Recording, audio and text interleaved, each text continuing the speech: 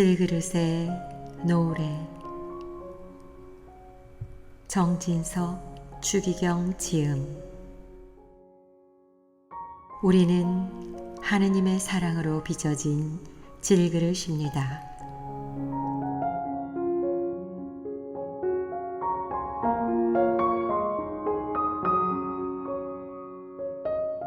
황혼을 바라보며 명상에 잠겨있는 노인을 봅니다.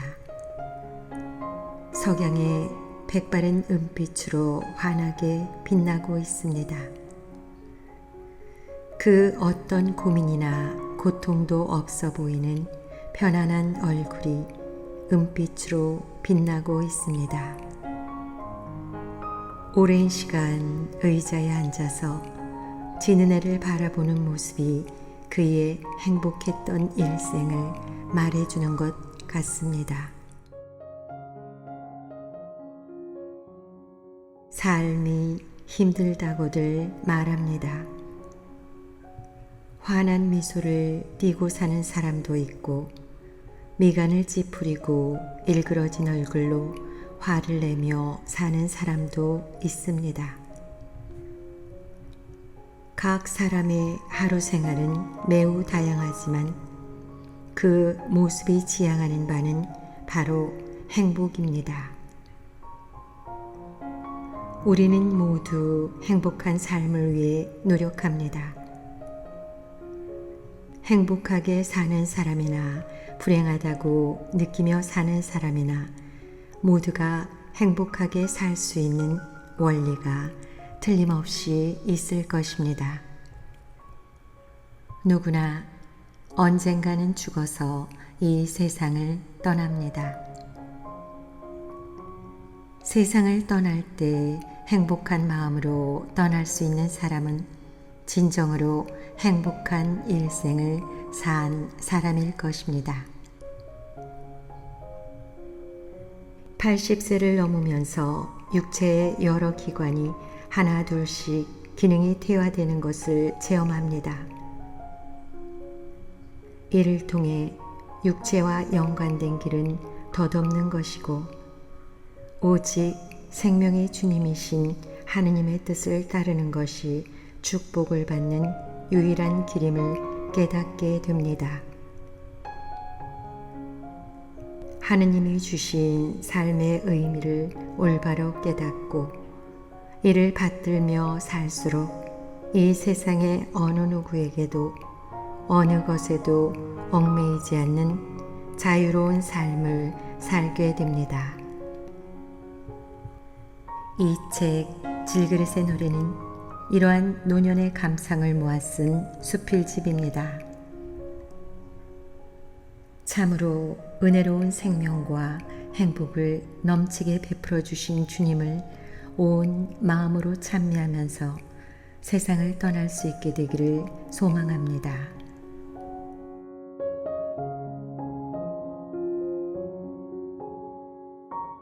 선택할 수 없는 출생. 무릇 사람은 세상에 태어날 때 자기 의지로 아무것도 선택할 수 없습니다. 자신을 낳아준 부모에 따라 태어난 시대, 국적, 민족, 성별 등이 결정됩니다. 성별이나 특정한 능력의 소위 및 장애의 유무 등은 그 부모도 출생되는 본인도 선택할 수 없습니다.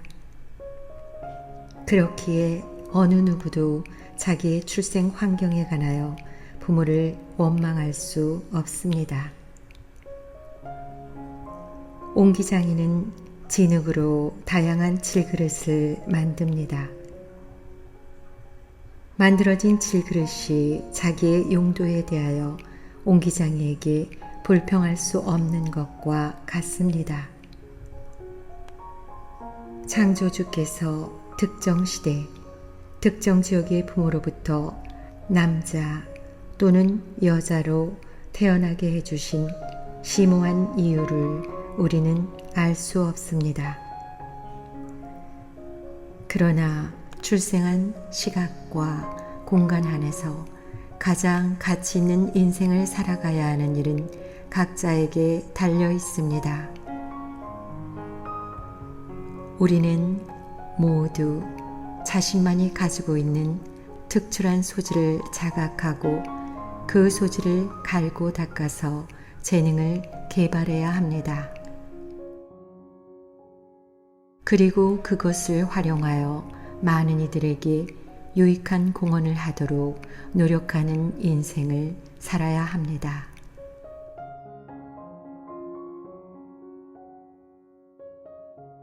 흙으로 환원될 몸. 사람의 죽음에 대해서는 아무리 오래 심사숙고해도 부족하다라는 라틴어 격언이 있습니다. 사람이 죽어 무덤에 묻힌 육체는 흙으로 돌아갑니다. 사람이 세상을 떠날 때 그가 이 세상에 남기고 가는 흔적은 무엇일까요? 학문적 업적이나 사회적 지위나 예술적 명예를 위해 온 정력을 기울여 노력하는 인생도 있습니다. 후손에게 재산을 물려주고 가려고 평생토록 노심초사하면서 사는 인생도 있습니다. 그 반면에 게으른 삶으로 아무 일도 하지 않고 이 세상에 산 표시가 드러나지 않는 그림자와 같은 삶을 사는 사람도 있습니다. 그리고 이기적인 탐욕 때문에 이웃에게 해악을 끼치는 일로 일생을 허비하는 허황된 삶을 사는 사람도 있습니다. 이기적인 욕심으로 자기 육체의 쾌락만을 추구하면서 사는 삶은 얼마나 허망할까요? 죽음은 인생의 마지막 결산이다 라는 라틴어 격언이 있습니다. 인생의 가장 확실한 흔적은 선행입니다. 여러 사람을 행복하게 하는 선행은 영원히 기억되고 길이 빛날 것입니다. 인생의 또 하나의 흔적은 후손입니다. 효자 효녀를 두고 가는 부모는 그 후손들이 대를 이어서 행하는 선행으로 자신들뿐만 아니라 선조들에게도 영광이 되고 하느님께 영광을 드리는 성공한 인생을 산 것입니다. 그 자녀들도 부모의 본을 본받아서 그 집안 대대로 고상한 가풍을 이루며 삽니다. 그러한 효자들 낳아 양육하고 세상을 떠나는 부모들은 성공한 인생을 산 행복한 사람들입니다.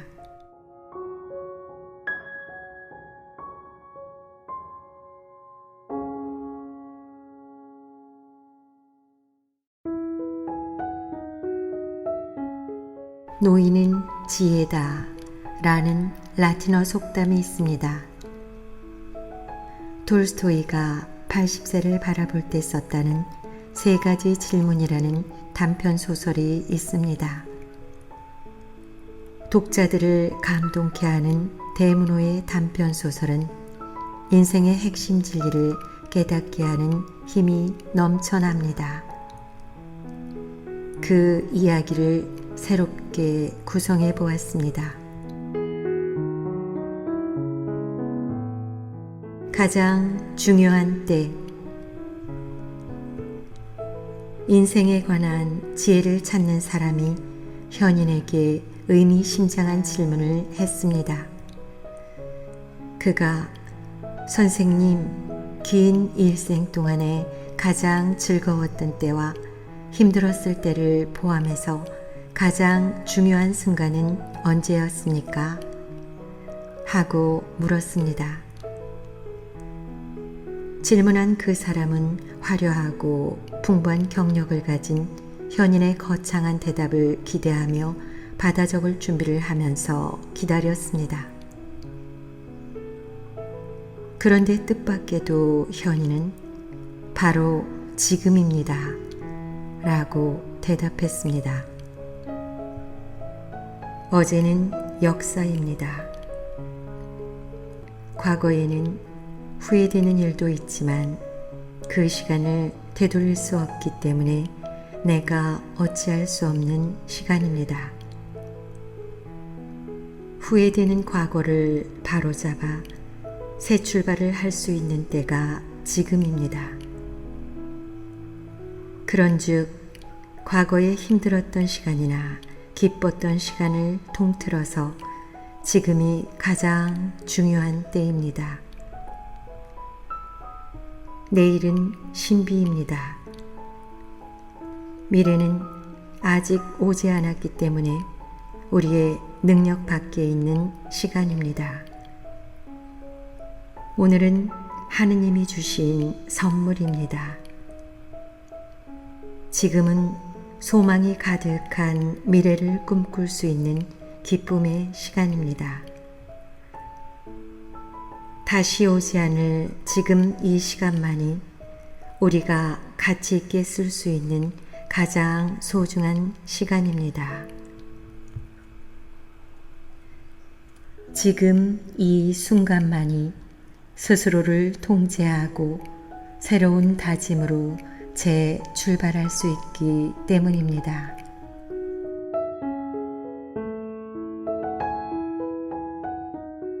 가장 중요한 사람. 인생의 의미를 찾는 그 사람이 두 번째로 물었습니다. 선생님, 평생 동안 많은 사람들을 만나셨을 텐데 그중 가장 중요한 사람이 누구였습니까? 그는 현인이 그동안 만났던 사회적 지위가 높은 사람부터 가장 비천한 사람까지, 선한 사람부터 악한 사람까지 모두를 포함하여 가장 중요한 인물은 누구일지 호기심을 총동원하여 귀를 기울였습니다. 그런데 전혀 뜻밖에도 현인은 바로 지금 제 앞에 있는 사람입니다 하고 대답했습니다. 현인 앞에는 그 질문을 한 사람밖에 없었습니다. 그 사람이 깜짝 놀라 현인의 대답을 곰곰이 생각해 보았습니다. 대인관계는 참으로 예민하고 어려운 일입니다. 과거에 만났던 사람 중에는 그 관계를 다시 새롭게 해야 할 사람들이 적지 않습니다. 친밀해지려면 상당한 시간이 필요하지만 소원해지기는 쉽습니다. 자신에게 100번을 잘해준 사람일지라도 그에게서 한 번이라도 모욕이나 멸시를 느끼게 된다면 그 사람을 다시 보고 싶지 않는 것이 인지상정입니다. 고마운 마음을 품고 있는 사람보다 언짢은 기억을 가진 사람도 있기 마련입니다. 그래서 대체로 후회되는 기억이나 죄악의 기억과 결부된 사람들은 다시 만나고 싶어 하지 않습니다. 그러다 보면 다시 만나고 싶은 사람보다 만나고 싶지 않은 사람들이 더 많을 수도 있습니다. 미래에 어떤 사람을 만날지 알 수 없습니다. 내가 만나고 싶은 사람이 있더라도 그 사람이 나를 꺼린다면 만나지 못할 것입니다. 그러니까 지금 만나는 사람이 현실에서 가장 중요한 사람입니다. 그가 나를 행복하게 하거나 내가 그를 행복하게 할 수 있고 그가 나를 슬프게 하거나 내가 그를 슬프게 할 수 있기 때문입니다. 그러기에 바로 지금 곁에 있는 사람이 나에게 가장 중요한 사람입니다.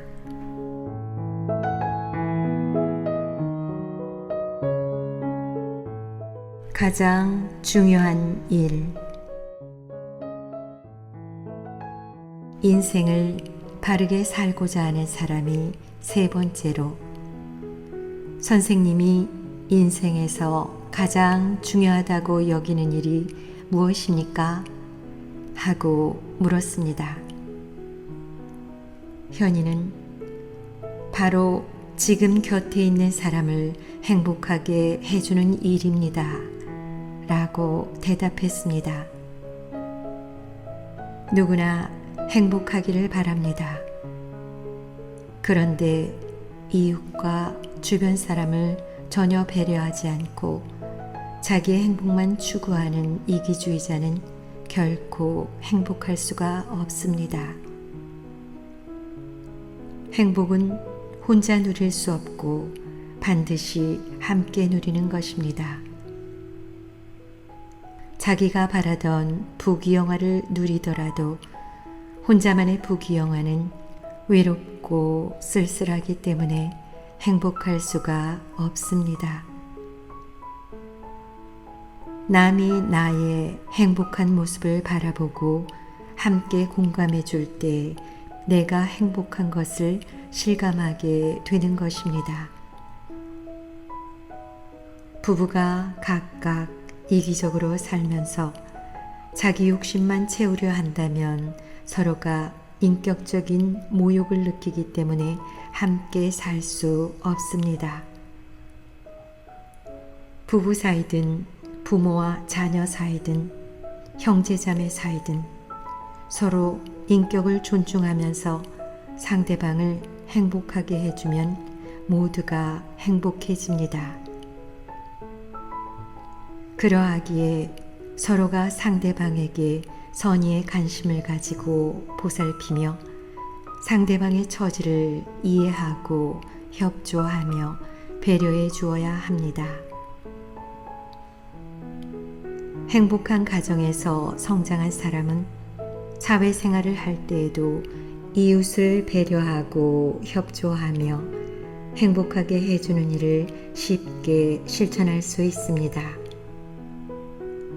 국민 전체가 가까이 있는 사람을 배려하고 인격을 존중하면서 서로 협조한다면 그 사회 전체가 행복해질 것입니다.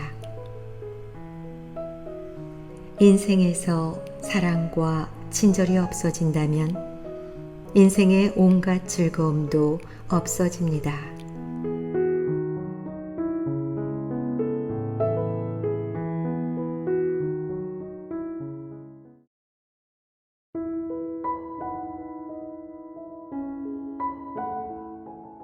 미소한 인간이 하느님의 심오한 섭리를 이해할 수 있을까요? 예수님은 괘씸하게 집던한 당자를 참고 용서하며 기다리시는 아버지로 하느님을 비유하셨습니다. 올바르게 처신하면 왕이 될 것이다 라는 라틴어 격언이 있습니다. 참 용기는 참고 용서하고 기다리는 것입니다.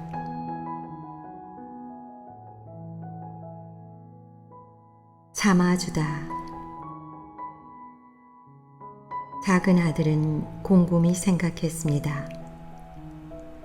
형이 나보다 우월한 점이 하나도 없는데 먼저 태어났다는 이유 하나만으로 아버지의 가산 대부분을 물려받는 장자권을 인정받다니 불공평해.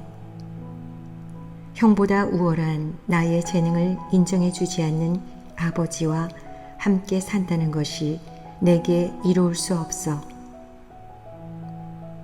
독립해서 나의 재능을 마음껏 발휘하면 크게 성공할 수 있을 거야.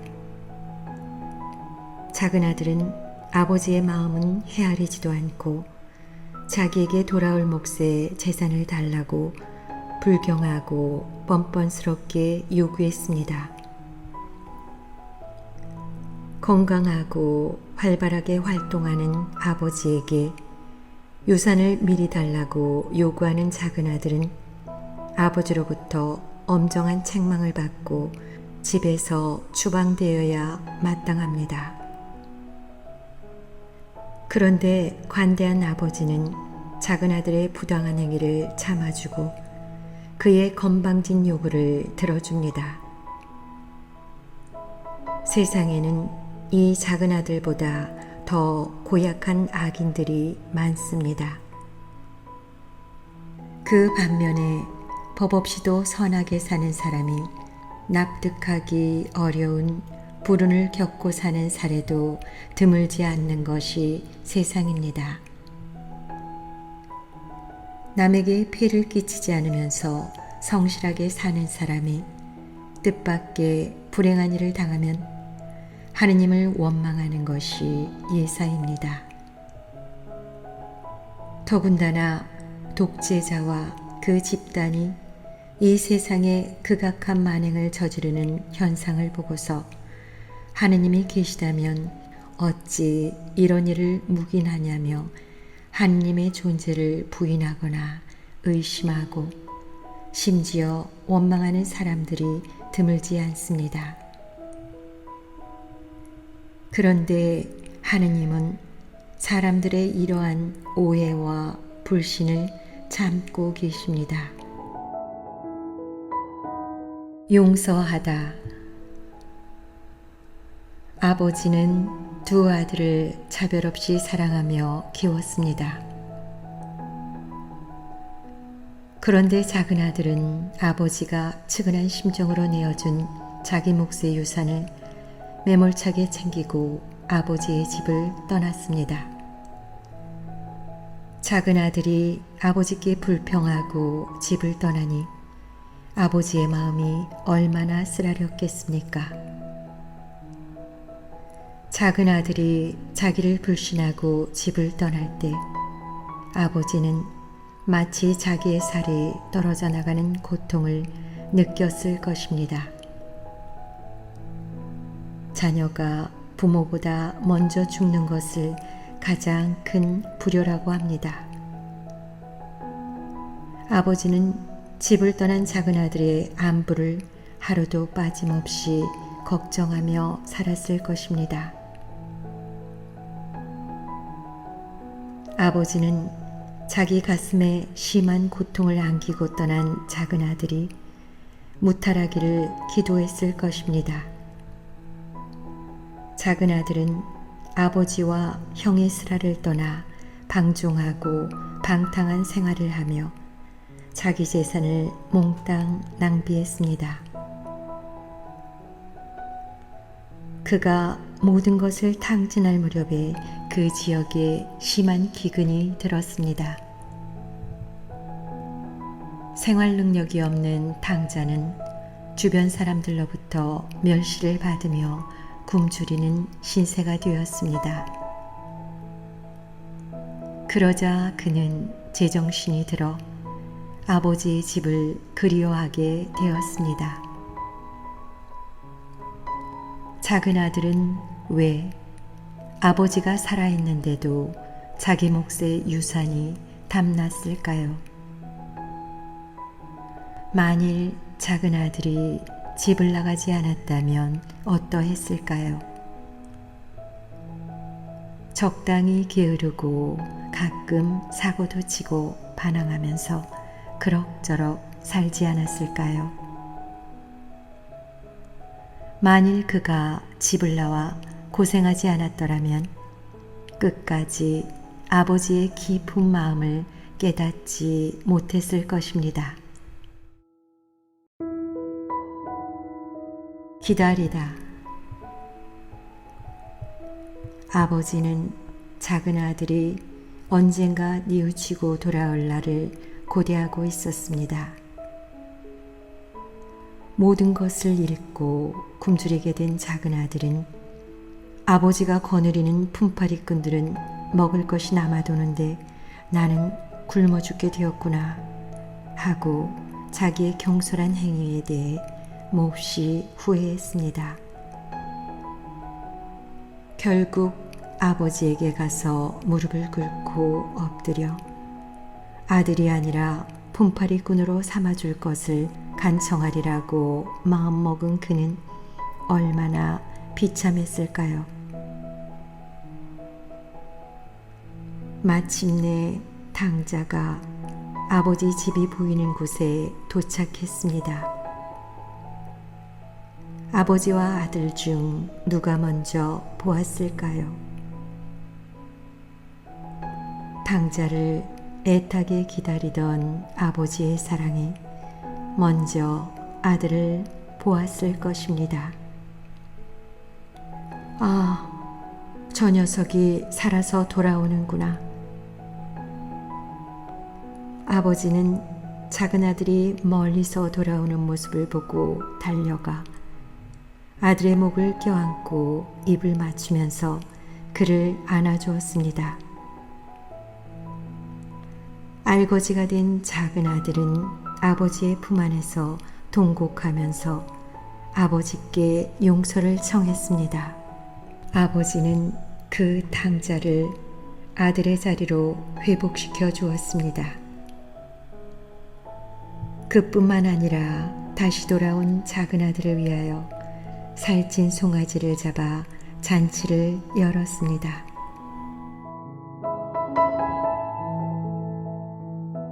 인간의 공평. 하루 종일 들에서 부지런히 일하고 해가 저물어 집에 돌아온 큰아들의 귀에 노래하며 춤추는 소리가 들려왔습니다. 하인이 큰아들에게 말하기를 아우님이 건강하게 돌아와서 아버님이 살찐 송아지를 잡고 잔치를 벌이고 있다는 것이었습니다. 큰아들은 그 말을 듣자 아버지의 처사가 섭섭했습니다. 큰아들은 아버지에게 제가 여러 해 동안 아버지를 섬기며 아버지의 명을 한 번도 어기지 않았습니다. 이러한 저에게 아버지는 친구들과 즐기라고 염소 한 마리 주신 적이 없습니다. 그런데 장녀들과 어울려 아버지의 가산을 들어먹은 저 아들이 오니까 살찐 송아지를 잡아주시는군요. 하고 아버지의 처사가 불공평하다며 투덜거렸습니다. 그러자 아버지는 너는 늘 나와 함께 있고 내 것이 다 네 것이다. 너의 저 아우는 죽었다가 다시 살아났고 내가 잃었다가 되찾았다. 그러니 즐기고 기뻐해야 한다. 라며 타일렀습니다. 예수님은 아침부터 일한 일꾼과 오후 5시부터 일한 일꾼들에게 같은 품삯을 주시는 선한 포도밭 주인으로 하느님을 비유하십니다. 하느님은 일거리를 찾지 못해 저녁 때까지 초조하게 기다리는 안타까운 처지를 배려하시는 자비로운 분입니다. 인간이 생각하는 좁은 소견의 정의감에는 사랑이 부족합니다. 예수님은 남을 심판하지 말라고 하셨습니다. 사람은 아무도 남의 마음속을 모릅니다. 10길 물속은 알아도 1길 사람 속은 모른다 라는 속담이 있습니다. 겉모습만 볼 수 있는 인간은 남에 대해 완전 무결한 정보를 가질 수 없습니다. 따라서 하느님만이 완전히 정의롭고 공평한 심판을 하실 수 있습니다. 하느님의 자비.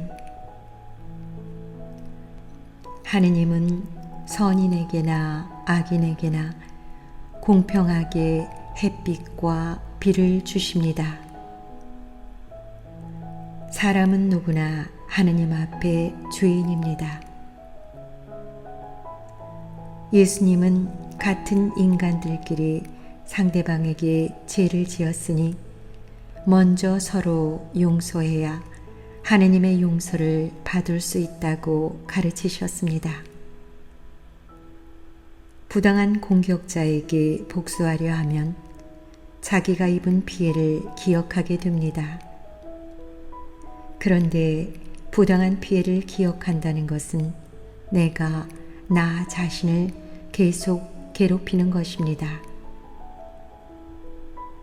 내가 마음의 평화를 얻으려면 부당하게 받은 피해를 빨리 잊어버리고 부당한 공격자의 회개를 위하여 기도해야 합니다.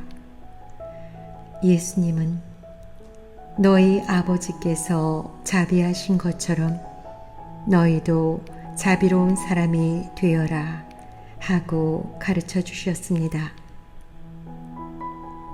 죄를 지어 부서지고 깨진 다음 밑바닥에 이르러 눈물을 흘리며 뉘우치는 불쌍한 인간을 하느님은 따뜻한 품으로 안아주십니다.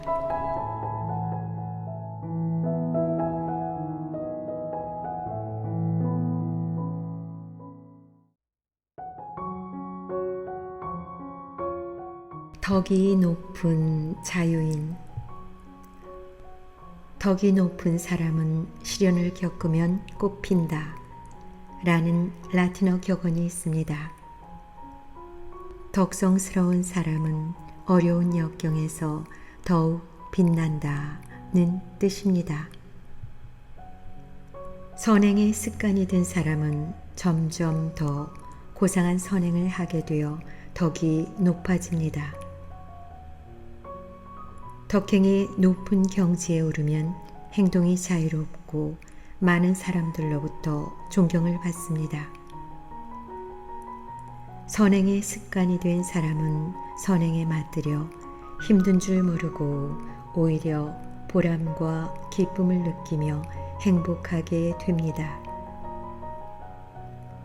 참고 이해하며 용서하고 도와주는 선행을 몸에 익힌 사람은 덕이 높은 사람으로 존경을 받습니다. 이러한 덕행에 높은 수양을 쌓은 사람은 그 덕행 덕분에 행복한 삶을 삽니다. 덕이 높은 사람과 함께 살면 가족은 물론이고 이웃까지도 행복합니다.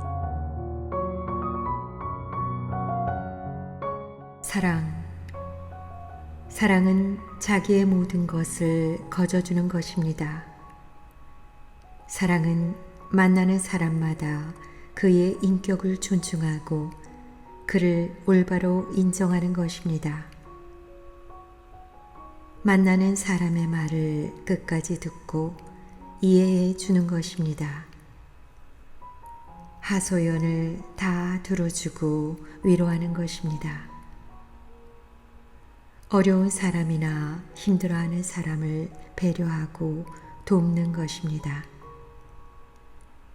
사랑은 되돌릴 수 없는 시간을 아낌없이 주는 것입니다. 사랑은 자기 헌신을 통해 자기의 건강과 생명을 나누어 주는 것입니다. 자기 전문 지식을 말과 행위를 통하여 나누어 주는 것입니다. 사랑은 자기의 모범을 통하여 자기 생명의 모든 것을 베푸는 것입니다.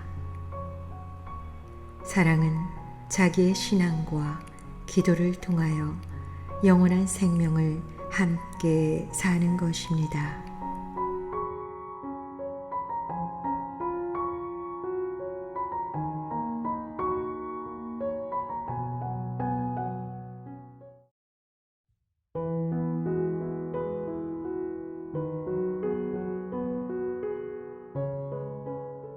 성경에 보면 태초에 하느님께서 우주를 창조하실 때 천체와 동식물들에게는 생겨라 하는 한마디 말씀만 하셨습니다. 이와는 달리 창조의 마지막 순서로 만드신 사람에게는 각별한 행동을 보여주셨습니다. 하느님께서 흙의 먼지로 사람을 빚으시고 그 코에 생명의 숨을 불어넣으시니 사람이 생명체가 되었다.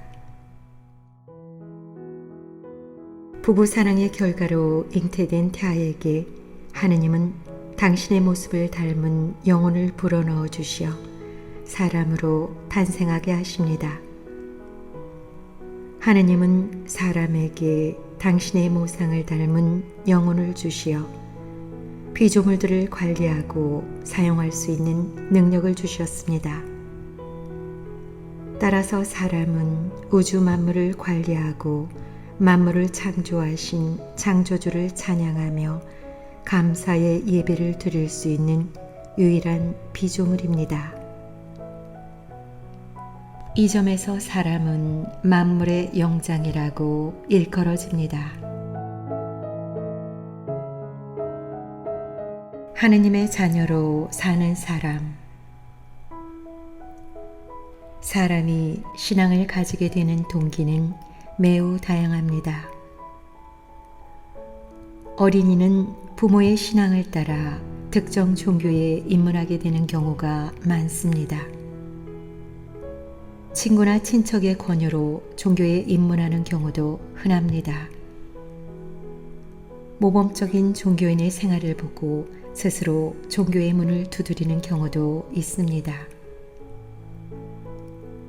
가족의 죽음 앞에서 경황 없는 유가족들을 대신하여 장례를 돕는 신앙인들의 모습에 감동하여 세례성사를 받는 이들도 있습니다. 이 모든 경우를 곰곰이 생각해 보면 각 사람이 하느님을 믿게 된 동기가 결코 우연이 아니었음을 깨닫게 됩니다. 신앙을 받아들이게 된 동기가 자기 자신의 능력을 초월하는 불가사의한 힘에 이끌렸음을 느끼는 경우가 흔합니다. 그리고 그 불가사의한 힘이 바로 하느님의 부르심이었고 그것이 은총이었음을 체험합니다. 하느님이 우리에게 생명의 숨을 불어넣으시어 영혼을 가진 사람으로 살게 해 주셨습니다. 또한 하느님은 보잘것없는 우리에게 성령을 불어넣으시어 하느님의 자녀로 다시 태어나게 해 주셨습니다. 거듭 말하면 우리를 사람으로 존재하게 해 주신 하느님이 우리를 하느님의 자녀로 다시 선택하신 것입니다.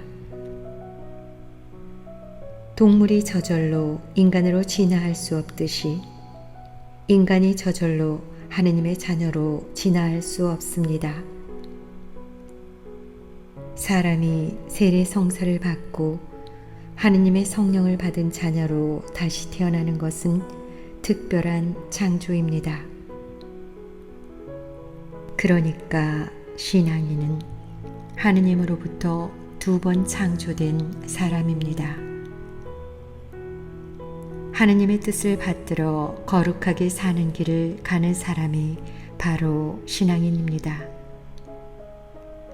하느님의 뜻을 성실하게 실천하려고 노력하는 사람은 하느님의 칭찬을 받을 것입니다. 가톨릭 신자의 정체성. 인간의 조상은 낙원에서 살도록 창조되었지만 애석하게도 하느님께 충실하지 못함으로써 낙원에서 쫓겨났습니다. 신자는 새로운 낙원을 상징하는 교회의 영신적 울타리 안에서 신앙생활을 보호받습니다. 예수님은 제자들에게 하느님을 성심성의껏 공경하고 남을 자기 자신처럼 사랑하라고 분부하셨습니다. 가톨릭 신자는 당연히 예수님의 말씀과 모범을 따라 살려고 노력해야 합니다. 주님의 말씀에 따라 실행하는 것이 선행입니다. 반대로 주님의 말씀을 어겨 남을 미워하고 불행하게 하는 것은 악행입니다. 사람이 가족을 포함한 모든 사람을 자기 자신처럼 사랑한다면 그 선행의 혜택을 받은 사람이 하느님을 찬미하게 된다고 예수님께서 가르쳐 주셨습니다. 선행을 받은 사람은 기쁨을 느끼고 그 감사의 표시로 선행자의 부모에게도 감사하고 선행자를 존재하게 해주신 하느님께도 찬미를 드리게 됩니다. 예수님은 그러한 의미에서 남을 자기 자신처럼 사랑하면 그것이 바로 하느님께 영광을 드리는 행위가 되고 효도를 드리는 행위도 된다는 교훈을 주신 것입니다. 남을 자기 자신처럼 사랑하는 것이 바로 가톨릭 신자의 정체성입니다.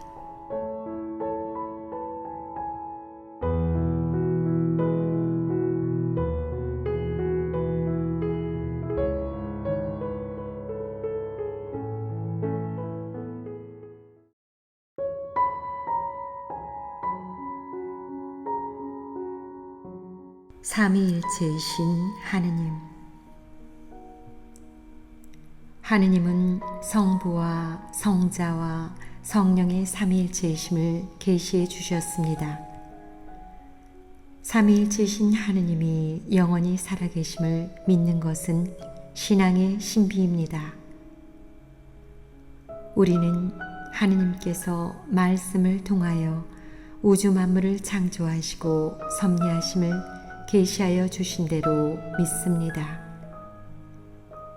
인간이 하느님의 뜻을 어겨 타락함으로써 완벽한 우주 만물의 질서가 훼손되고 세상에 죄와 고통과 죽음의 벌이 들어왔습니다. 우리는 자비하신 하느님께서 인류를 죄의 멍에에서 벗어나 원상복구시키려 그분의 말씀이 인간 세상에 사람으로 오셨음을 계시하여 주신 대로 믿습니다. 외양간에서 탄생하시어 구유에 누워 계신 아기가 인류를 죄에서 구원하시러 세상에 오신 하느님의 아들 구세주 예수 그리스도이심을 믿는 것은 신앙의 신비입니다.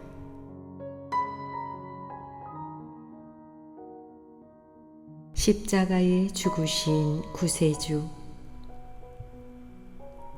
예수님은 구원의 진리를 생명의 말씀으로 가르치시고 태생부터 몸이 불편한 이들을 그 자리에서 치유하는 기적으로 죄까지 용서하실 수 있는 분이심을 증명하셨습니다. 또한 굶주린 사람들을 배불리 먹이시고 죽었던 자를 다시 살리시어 생명의 주권자이심을 보여주셨습니다. 베드로가 예수님께 스승님은 살아계신 하느님의 아드님 그리스도이십니다 라고 고백했을 때 예수님께서 베드로에게 시몬 바르요나야 너는 행복하다. 살과 피가 아니라 하늘에 계신 내 아버지께서 그것을 너에게 알려주셨기 때문이다 하시며 칭찬하셨습니다.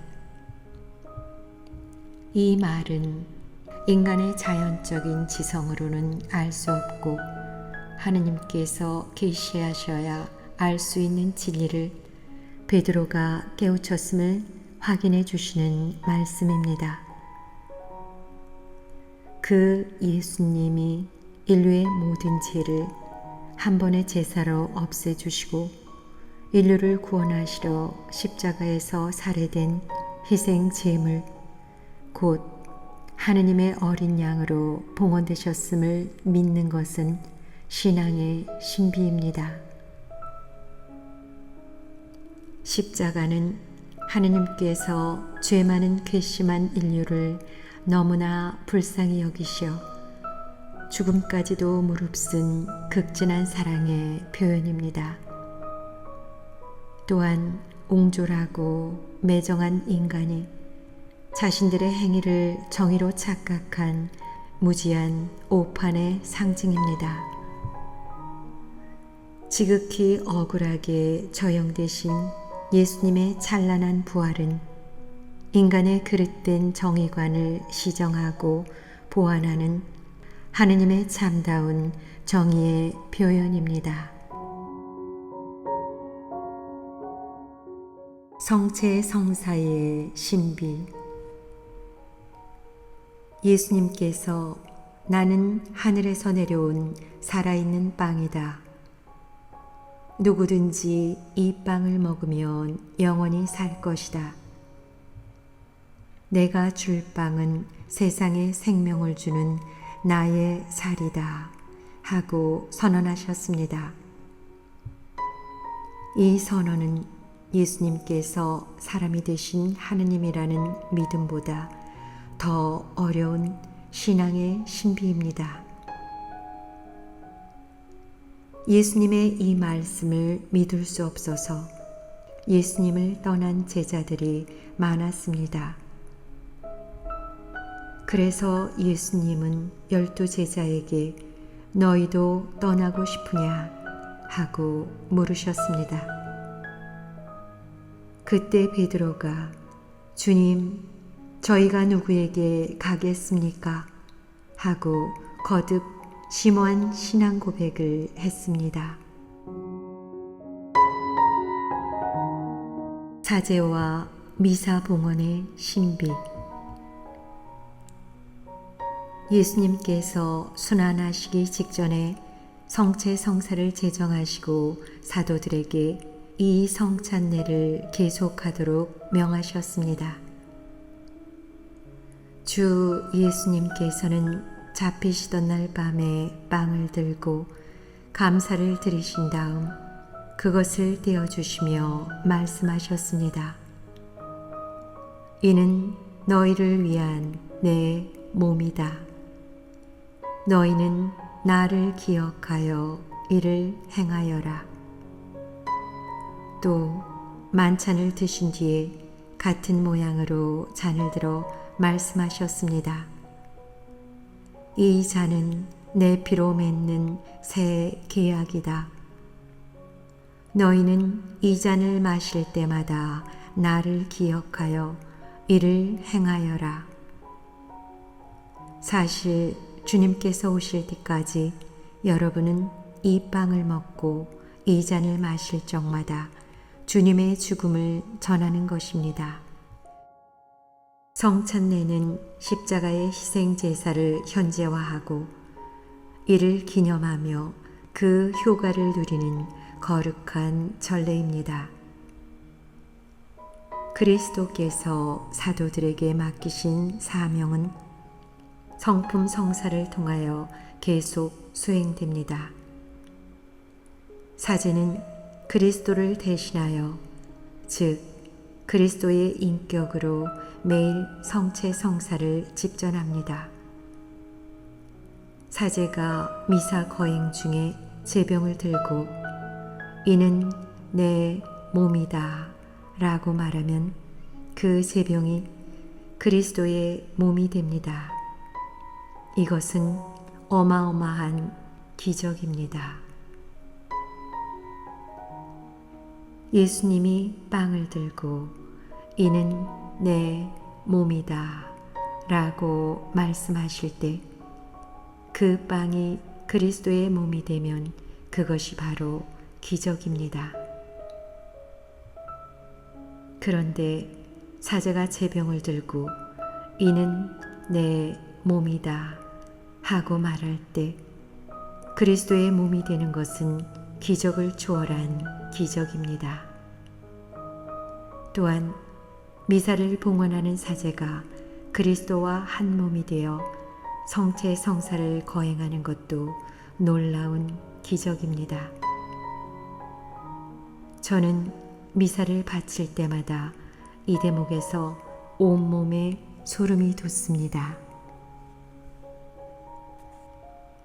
미사 중에 성체 성혈 축성 직후 사제가 신앙의 신비여 라고 선창하면 신자들 모두가 주님께서 오실 때까지 이 빵을 먹고 이 잔을 마실 적마다 주님의 죽음을 전하나이다 라고 신앙 고백을 합니다.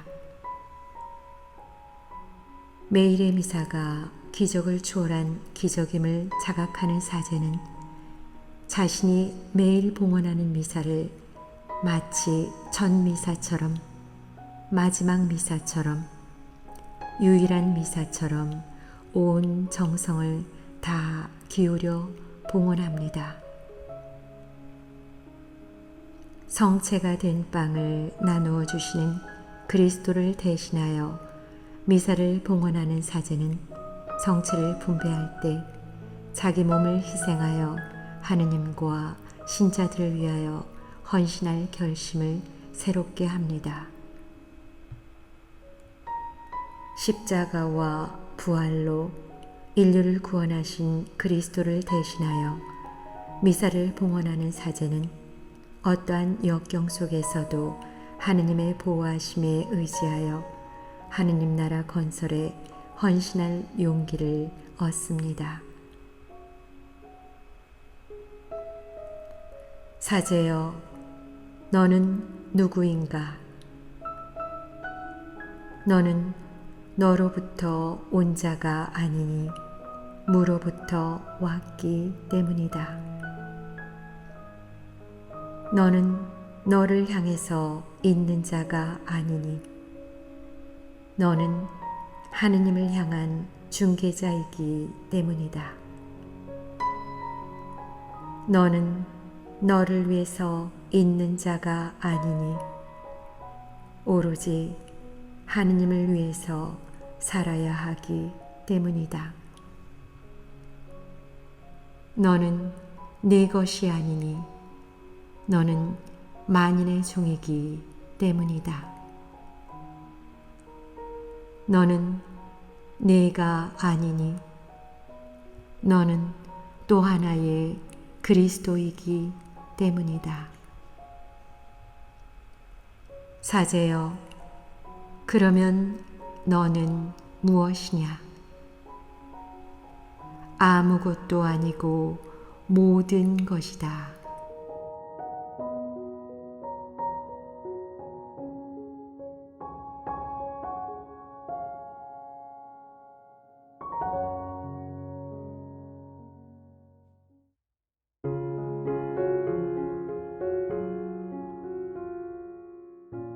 미래의 희망인 젊은 여러분을 만나는 것은 저에게 무엇보다 큰 기쁨입니다. 여러분을 만나서 기쁘고 행복한 것은 무엇보다 여러분이 젊기 때문입니다. 젊다는 것은 인생에서 가장 큰 축복이 아닐 수 없습니다. 무슨 일이든지 할 수 있는 여러분이 자랑스럽고 대견합니다. 청춘의 특권. 사실 여러분은 우리를 위협하는 여러 가지 위험과 유혹들을 잘 알고 있습니다. 그 위험과 유혹들 때문에 때때로 많은 노력에도 불구하고 깊은 좌절에 빠지기도 합니다. 올바른 길을 걷는 사람은 어떠한 난관이 가로막아도 다시 시작하고 일어설 수 있습니다. 이것이 젊음의 특권입니다. 오늘날 젊은이들은 누구나 많은 어려움을 지니고 살고 있습니다. 여러분의 사회생활에는 즐거움뿐만 아니라 여러 가지 근심스러운 일들도 있을 것입니다. 주변에는 온갖 허위와 모순과 불의가 판을 치는 것처럼 보입니다. 과연 우리는 어떻게 해야 할까요? 폭력과 미움으로 가득한 세상에서 우리는 과연 무엇을 할 수 있을까요? 그 밖에도 우리는 개인적인 많은 고민과 어려움 중에 살고 있습니다. 그래도 희망을 버려서는 안 됩니다. 젊다는 것은 새롭게 희망을 가질 수 있다는 것입니다. 여러분은 그런 힘을 지니고 있습니다. 서로 배려하고 협조하는 행복한 인생. 우리 주변에는 우리가 도와야 할 사람들이 아주 많습니다. 특히 육체적, 정신적으로 고통받고 있는 사람들을 배려하고 이해하며 도와주는 것은 주님의 사랑을 잘 실천하고 증거하는 것입니다. 크든지 작든지 남을 도와주는 자세는 행복으로 가는 지름길입니다. 가장 가치 있고 가장 보람찬 일은 도움이 필요한 사람에게 도움을 주는 일입니다. 이 일이 힘들더라도 마음가짐에 따라서 가장 가치 있고 흐뭇한 일로 바꿀 수 있습니다. 하느님은 우리 인간을 각기 다른 사람으로 창조하셨습니다. 우리는 각자 다른 모습과 다른 재능을 지니고 있습니다. 그래서 우리는 서로 도와가며 보완하고 함께 협조해야 하는 독특한 존재입니다. 서로에게 친구가 되고 손과 발이 되어 주어야 합니다. 이 세상을 살면서 다른 이에게 도움이 되고 행복을 나누어주는 사람이 되도록 노력합시다. 이것이야말로 만물의 영장인 사람으로서의 가장 가치 있는 인생이고 행복에 이르는 확실한 길입니다. 자비하신 하느님의 섭리. 우리가 무엇을 할 때 인간의 힘에만 의존한다면 그 일은 참으로 어려울 것입니다. 우리가 살아가는 여정이 비록 힘들다 하더라도 멈추거나 포기해서는 안 됩니다. 우리는 우리를 사랑하시는 하느님 안에서 모든 것을 할 수 있습니다. 그러니 하느님의 사랑을 믿으십시오. 나를 이 세상에 살게 하신 하느님 사랑의 절대적인 힘을 믿고 신앙을 여러분 희망의 근거로 삼으십시오. 하느님은 항상 여러분과 함께 걸어가시며 여러분의 마음을 새롭게 해 주시고 여러분을 굳건하게 해 주실 것입니다. 여러분은 어떤 경우에도 진리의 길, 정직과 사랑의 길을 가야 합니다. 그렇게 살아가면 세상 사람들의 눈에는 어리석은 사람처럼 보일 수도 있습니다. 그러나 그 길이 바로 올바르게 사는 길이며 영광의 길입니다. 우리를 이 세상에 있게 하신 하느님은 우리의 날들을 항상 새로움으로 채워주시고 어떤 상황에서도 우리를 사랑하신다는 것을 잊지 마시기 바랍니다. 하느님이 여러분에게 필요한 은총을 주시도록 열심히 기도하겠습니다.